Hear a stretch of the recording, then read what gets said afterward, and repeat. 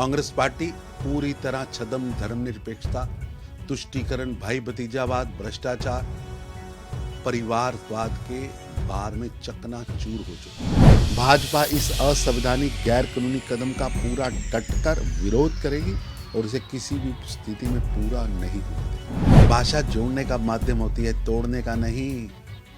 हिंदी देश की सबसे अधिक बोली जाने वाली, समझे जाने वाली भाषाओं में से एक है। इस समय हमारे साथ बीजेपी के राष्ट्रीय महासचिव तरुण चुग जी है। तरुण जी, सबसे पहले तो ये कि कर्नाटक में जो मुस्लिम समुदाय है उसको 4% रिजर्वेशन जो है वो दिया गया। कांग्रेस पार्टी ने अपना झंडा व एजेंडा मुस्लिम लीग के कार्यालय में सरेंडर कर दिया है और अब मुस्लिम लीग का एजेंडा उठाकर देश को तोड़ने की साजिश रच रहे हैं।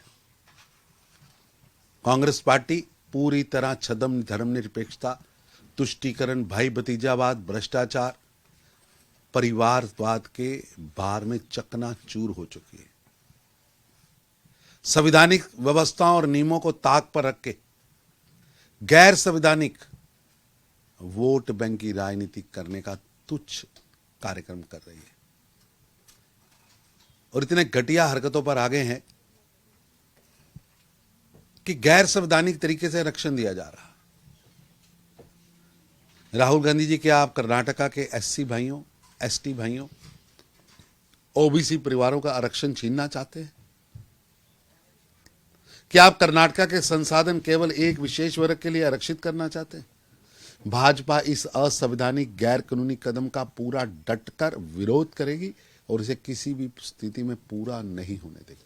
3 लैंग्वेजेस को लेकर के विवाद अभी तक रुका नहीं है, लेकिन चंद्रबाबू नायडू जो है इस बीच उन्होंने कहा है कि तेलुगु एक मीठी भाषा है, लेकिन हिंदी जो है वो भी अपनाना एक तरह से जरूरी है। मातृभाषा सभी की प्रिय है और मातृभाषा में शिक्षा, प्राथमिक शिक्षा, माध्यमिक शिक्षा, उच्च शिक्षा, टेक्निकल शिक्षा, मेडिकल शिक्षा की पढ़ाई की जाए, ये वचनबद्धता आदरणीय प्रधानमंत्री नरेंद्र मोदी जी ने नई शिक्षा नीति में रखी है, उसका संकल्प लिया।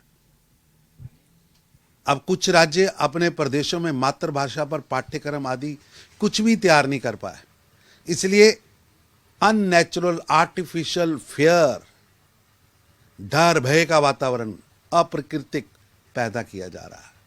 भाषा जोड़ने का माध्यम होती है, तोड़ने का नहीं।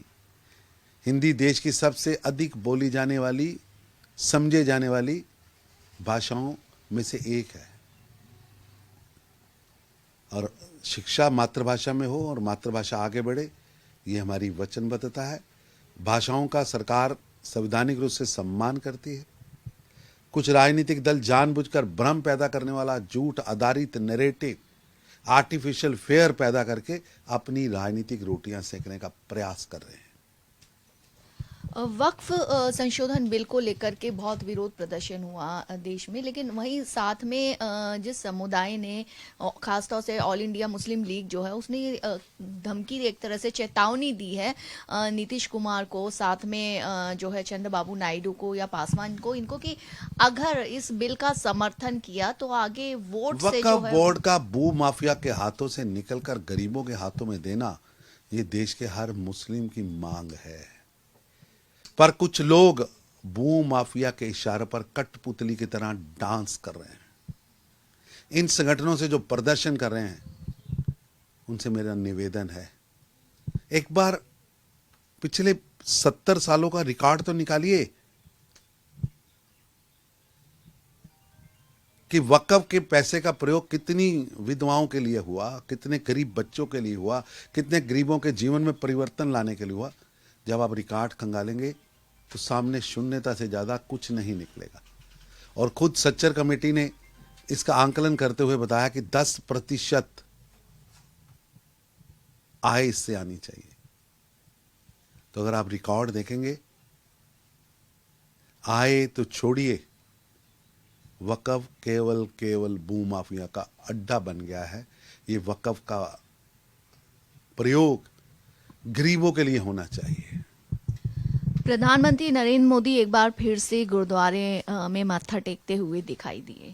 आदरणीय प्रधानमंत्री श्री नरेंद्र मोदी जी, कोई भी मौका हो, चाहे वो गुरुपुरब का हो, कोई ऐतिहासिक दिन का हो, वो गुरुद्वारे में शीश निवाने के लिए जाते हैं और उनके मन में 10 गुरुओं के प्रति, गुरु ग्रंथ साहब जी के प्रति एक असीम आदर है। उनके लिए उनकी दिनचर्या, जीवनचर्या का हिस्सा है कि किसी भी उत्सव आए या कुछ भी हो, वो श्री गुरुद्वारा में जाकर माथा टेकते हैं। और वो ऐसे प्रधानमंत्री जो लंगर बांटते भी हैं, लंगर खाते भी हैं, श्रद्धा से शीश निभाते भी हैं। भारत एक्सप्रेस से बात करने के लिए शुक्रिया। भारत एक्सप्रेस के लिए कैमरामैन शरद बारिक के साथ कोमल शर्मा।